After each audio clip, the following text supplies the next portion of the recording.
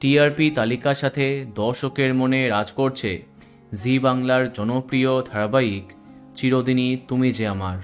আর্য অপর্ণার জুটি খুব কম সময়ে দর্শকের অত্যন্ত প্রিয় হয়ে উঠেছে। তাদের কেমিস্ট্রি ধারাবাহিকের ইউএসপি। বর্তমানে ধারাবাহিকে দেখানো হচ্ছে কাজের সূত্রে হংকং গিয়েছে আর্য, আর তার অবর্তমানে তার জায়গায় অফিসের কাজ সামলাচ্ছে অপর্ণা।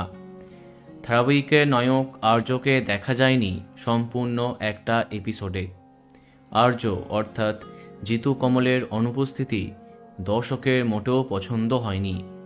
দর্শক ভালোই বুঝতে পারছে জিতুর না থাকার পিছনে প্রকৃতপক্ষে কোনো কারণ অবশ্যই আছে। অবশেষে তা জানা গেল।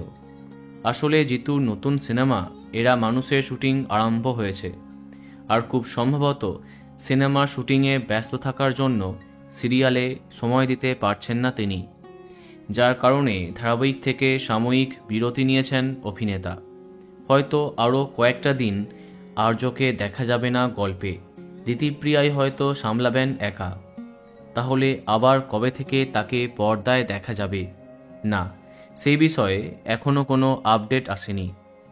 তো বন্ধুরা, এখন তোমার কি মন্তব্য কমেন্টে জানাতে পারো। আর এই রকমই আরও অনেক ভিডিও পেতে সাবস্ক্রাইব কারেন্ট বস। ধন্যবাদ।